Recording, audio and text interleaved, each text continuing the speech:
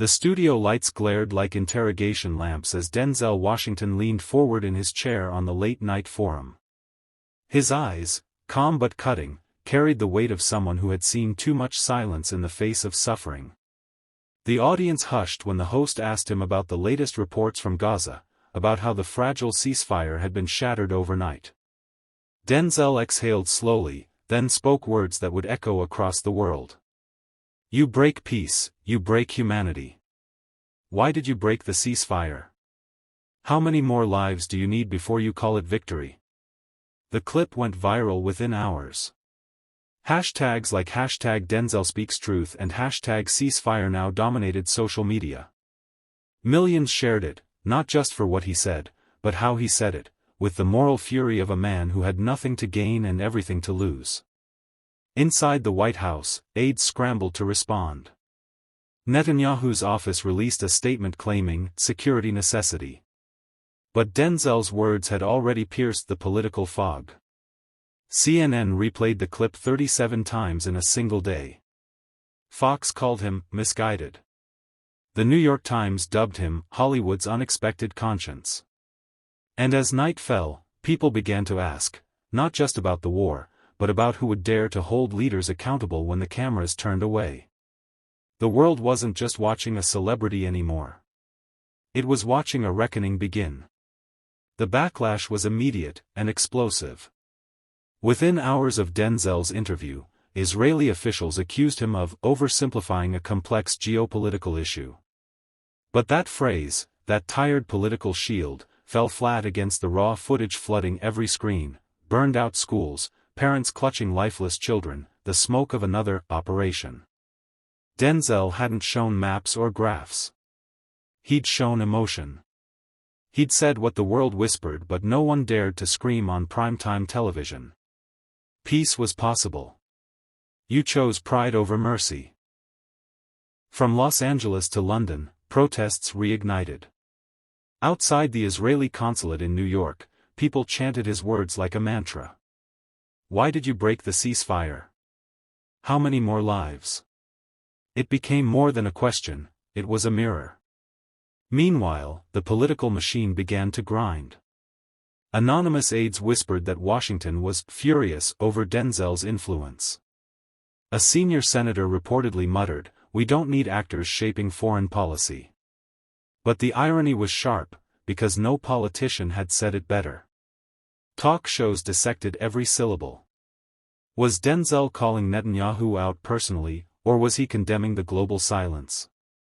Analysts on MSNBC replayed his tone, his pauses, even the way he looked directly into the camera, as if addressing humanity itself. In Tel Aviv, Netanyahu doubled down. "Israel will defend itself," he declared, voice trembling slightly. Yet for the first time, that conviction sounded defensive, not defiant. Something had shifted. Behind the glamour of Hollywood, Denzel sat alone in his dressing room, scrolling through thousands of messages, mothers thanking him, soldiers condemning him, journalists begging for an interview. He turned off his phone. The air was heavy, but his conscience was light. For Denzel, this wasn't politics. It was a moral emergency. And now, the question wasn't whether he'd gone too far, it was whether the world would finally go far enough. By the third day, the controversy had become unstoppable. Major networks couldn't look away.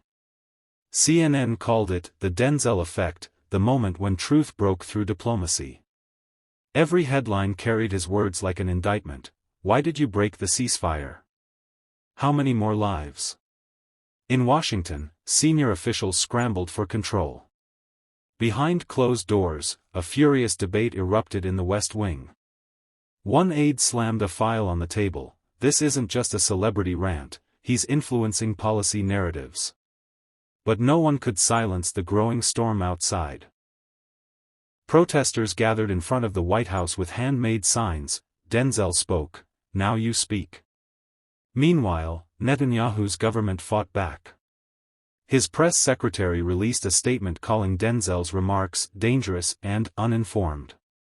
But the damage was done. Leaked footage from an emergency Knesset meeting revealed panicked ministers discussing media containment. Someone whispered, "He's not an actor now, he's a symbol." Denzel remained quiet, a silence that roared louder than any speech. When finally cornered by reporters outside a charity gala in New York, he paused, adjusted his cufflinks, and said calmly, "I'm not here to be political. I'm here to be human. When leadership forgets humanity, people must remind them." The clip exploded again, surpassing 100 million views in 48 hours. Youth groups, religious leaders, and even disillusioned veterans began quoting him. Hashtags shifted from hashtag Denzel Speaks Truth to hashtag Humanity First. Inside an underground news podcast, a journalist summed it up perfectly. Denzel didn't just question Netanyahu. He questioned us all, our silence, our excuses, our comfort. And as his words echoed around the world, intelligence briefings began to warn. Celebrity influence now poses unpredictable consequences for international stability. But the truth was simpler, it wasn't celebrity influence. It was conscience, televised. The morning Netanyahu finally spoke, the world stopped to listen. Cameras from every major network were locked on Jerusalem. His tone was cold, rehearsed, and defensive, the voice of a man who knew his power was slipping, yet refused to yield. "Mr. Washington," he began, "is a talented actor, but he doesn't live under constant threat of rockets. He doesn't understand the responsibility of protecting a nation." The speech was meant to restore authority, but instead, it fueled a fire. Within hours, international commentators tore it apart. BBC called it an emotional miscalculation. Meanwhile, Denzel supporters flooded social media. Art doesn't need to live under rockets to understand pain. On late-night television, analysts debated whether Denzel had gone too far, or whether he had said what world leaders were too afraid to. Fox framed it as Hollywood overreach. MSNBC countered with "the conscience America needed." Even Al Jazeera ran a segment titled, "The Actor Who Shamed the Politicians." But the moment that broke the internet came later that night, when Denzel appeared on an unscheduled live stream from his home. The screen was dim, his face half in shadow. His voice, calm but unshakable, carried across millions of feeds. "I'm not against Israel. I'm against the idea that innocent lives are acceptable losses. That's not security, that's surrendering your soul." Silence followed. Then the comment sections erupted. Jewish peace groups thanked him. Pro-Israel pundits condemned him. American politicians dodged questions. But one truth was undeniable, he had made the war personal. News agencies began reporting whispers from Washington. The State Department was deeply concerned that a Hollywood star had shifted global sentiment faster than any diplomatic effort in years. And in living rooms across the world, ordinary people found themselves asking a question that governments had long ignored. What if Denzel was right? By the fifth day, it was no longer just about words, it was about movement. Streets that had been silent for months filled with chants that echoed Denzel's voice. From London's Trafalgar Square to New York's Union Square, people held up placards that read, "Why did you break the ceasefire?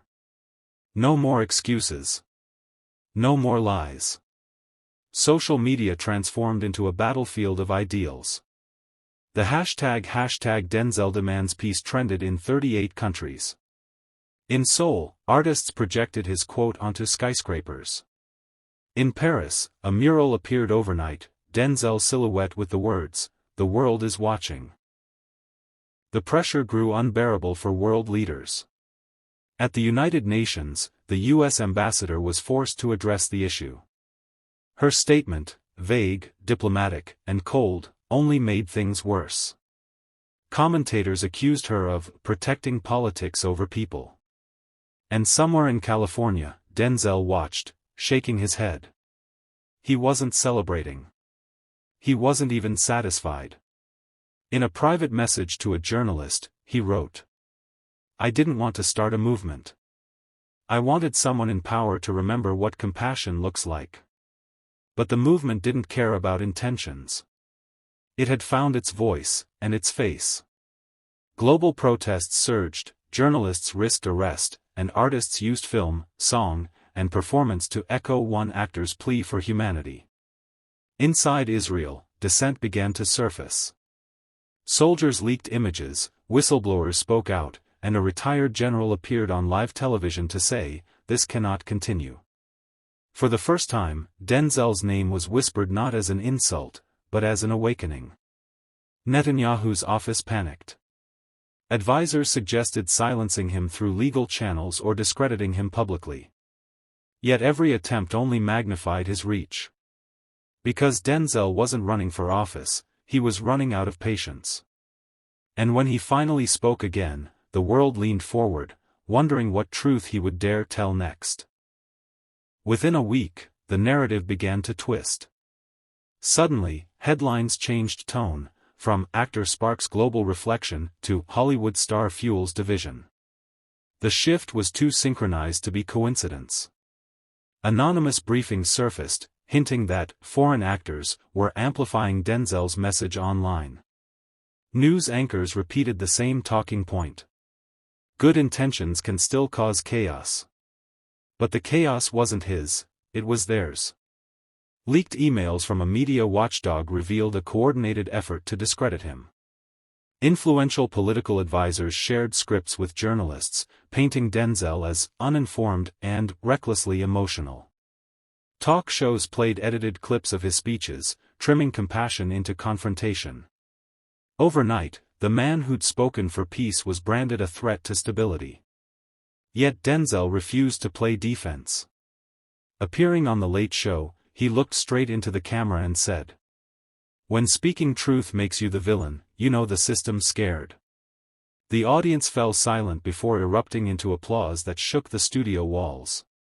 It was the clip every network tried to bury, and the one every viewer shared.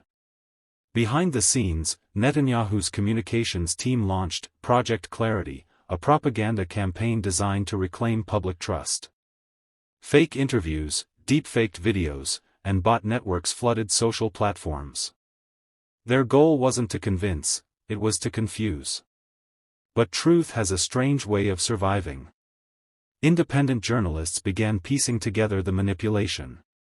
A whistleblower from within the Israeli PR machine leaked memos confirming what many already suspected: Denzel's words had shaken global alliances. As one veteran reporter tweeted, "Governments used to fear revolutions.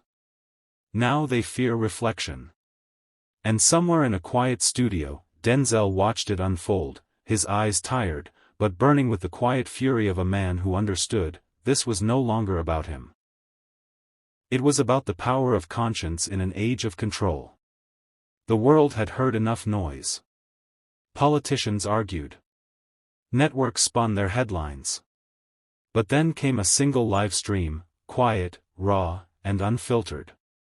Denzel appeared without makeup, without production lights, sitting in a dim room surrounded by stacks of aid reports. His voice was low, almost breaking. "Forget politics for a second. Forget sides. There are children right now who don't even know what side means, they just know hunger." Within hours, that clip went viral across every platform. TikTok edits. Twitter threads. Even state-controlled media hesitated to censor it, fearing backlash. Denzel didn't call for protest this time, he called for action. He announced that he would fund and personally oversee a humanitarian convoy to Gaza, carrying food and medical supplies under international supervision. The announcement hit Washington like a shockwave. Officials scrambled. Legal experts debated whether a private citizen could even attempt such an operation. But support poured in, from doctors, pilots, veterans, and even rival celebrities who had stayed silent for fear of controversy.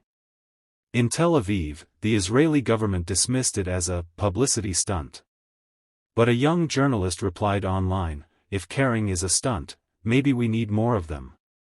That quote alone became a headline in The Guardian. Netanyahu's advisors were furious. They claimed Denzel's convoy would interfere with national security. Yet behind closed doors, intelligence reports warned, if the convoy failed, Israel would look heartless; if it succeeded, Netanyahu would look powerless. As the date of departure neared, satellite images showed volunteers gathering in Cairo. Denzel's message, "No one should starve for politics," was painted across the trucks in English, Arabic, and Hebrew. When a reporter asked him why he was risking everything, his career, his reputation, his safety, he simply said, "Because silence feeds the wrong side of history." The words hit harder than any speech, any film, any award. And by morning, the movement was no longer a protest, it was a pilgrimage. At dawn, the desert was silent, until the rumble of engines shattered the calm.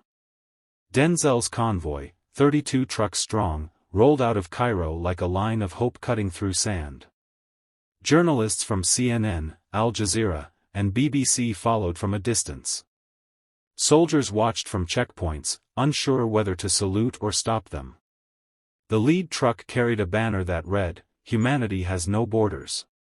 Denzel stood beside it, wearing a plain cap and a flak vest. He wasn't smiling. He looked focused, the way soldiers look before a mission, not actors before a scene. For hours, the convoy moved under scorching heat. Crowds gathered along the roads, waving flags and chanting his name. Children ran alongside the vehicles, some holding up signs that said, "Thank you, Denzel." Others simply waved, too young to understand that the man on that truck had challenged global politics with nothing but conviction. Then came the first obstacle. Israeli officials announced that the border would remain closed, citing security risks. The convoy stopped 10 miles away from the Rafah crossing. Cameras zoomed in on Denzel's face as he stepped down, wiping sweat from his forehead. He turned to the press. "If food is a threat, maybe peace isn't what they want." The quote ignited a media storm. Overnight, it became the most shared statement on the internet. #FoodIsNotAFight trended across continents. Even diplomats who had remained neutral began calling for negotiations to let the trucks through. Inside the White House, aides urged caution, but the public outcry was too loud to ignore. A statement from the president read, "Humanitarian access must not be politicized." It was vague, but symbolic. Back in Cairo, more volunteers joined, expanding the convoy to 50 trucks. And when night fell, Denzel sat by a campfire surrounded by drivers and medics. Someone handed him a piece of flatbread, and for the first time in days, he smiled. "This is what peace looks like," he whispered. But peace, like fire, burns brightest before the storm. By morning, the world was on fire, not with bombs, but with headlines. Washington versus Netanyahu, the ceasefire showdown. Hollywood's humanitarian gamble blocks Middle East border. Every network had its own version of the story, but all of them had one image in common: Denzel Washington, standing defiantly beside a wall of trucks, arms folded, eyes steady, surrounded by soldiers who didn't quite know whether to salute or stop him. In Tel Aviv, Netanyahu's cabinet met in emergency session. A leaked transcript revealed his words. "If we let him pass, he wins the narrative. If we stop him, he wins sympathy." They chose the lesser evil, or so they thought. That evening, Israeli drones hovered low, filming the convoy under the guise of monitoring activity. When one drone swooped too close, a medic threw a rock at it, and the image, a man defending bread with stone, became the symbol of resistance. Meanwhile, U.S. officials privately begged Denzel to retreat. A secure call from the Secretary of State urged him to de-escalate. But Denzel's reply was calm, almost weary. "If I back down now, every child who goes hungry tomorrow will know I was just another actor." The silence on the line said it all. As night fell again, floodlights illuminated the desert. The convoy had become a stage, and the world couldn't look away. Journalists camped around the perimeter, influencers streamed from their phones, drones hovered like vultures of information. Then came the counterstrike, not missiles, but media. Israeli state television aired an exclusive investigation claiming Denzel's aid group had ties to radical elements. The footage was fake, the narrative clumsy, but the damage immediate. Social media bots flooded the feeds with hashtags like #Denzel the Deceiver. But something unexpected happened. People didn't buy it. Too many had seen his sincerity, too many had shared his words. Instead of crumbling, support doubled. Churches, mosques, synagogues, all raised donations for his cause. The very smear campaign meant to bury him had made him a global symbol of conscience. When asked if he felt vindicated, Denzel simply said, "This isn't about me winning. It's about them remembering who they've become." And for the first time in decades, power flinched before truth. When dawn broke over the desert for the last time, the horizon looked different, quieter, heavier, like the earth itself was holding its breath. Denzel stood at the edge of the camp, watching the convoy lights fade into the mist. The border had opened. Not because of diplomacy, not because of politics, but because millions of voices refused to stay silent. Across the world, church bells rang, mosques echoed prayers, and children in refugee tents finally received food stamped with 3 words, "No one forgotten." Cameras caught it all, but for once, it wasn't spectacle. It was history. Reporters swarmed Denzel for comments. "Do you feel victorious?" one asked. He shook his head. "This isn't victory. This is proof that we haven't lost our humanity yet." That line became the headline of the decade. Universities studied his campaign, pundits dissected his motives, politicians tried to claim his message.